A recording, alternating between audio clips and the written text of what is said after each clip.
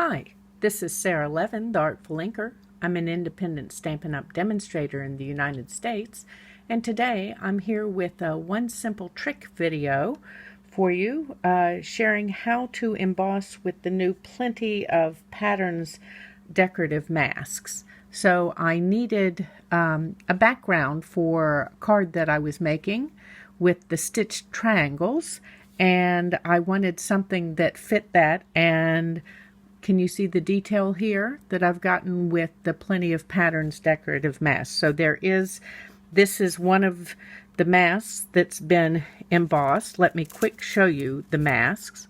So you've got this all over floral pattern, the triangles that I used, this scalloped pattern, looks like fish scales or something similar, and then these kind of Baroque medallions.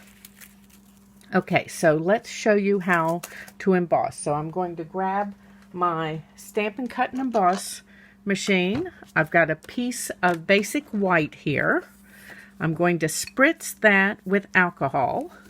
I prefer alcohol to water because it moistens your cardstock and then dries quickly. Doesn't matter whether you use 70% or 90%. So you've got the thick base plate, the number 1 adapter, the number 3, your silicone craft sheet. Then you're going to put your basic white cardstock down, your mask over top. Since this one is a straight design, I do want to make sure that I am getting it straight on my paper. And then you want the specialty plate on top. And then we're just going to crank this through. Let me hold this and crank. It's tight, but not too tight. I've tried several different sandwiches, and this is the one that works perfectly for this. And then let's take that out. Let's move this out of the way, and I'll show this to you. So you get the raised embossed, or you have the debossed side, and that is how to emboss with the new Plenty of Patterns Decorative Masks. You can find these in my store. If you're in the US, there's a link in the description below.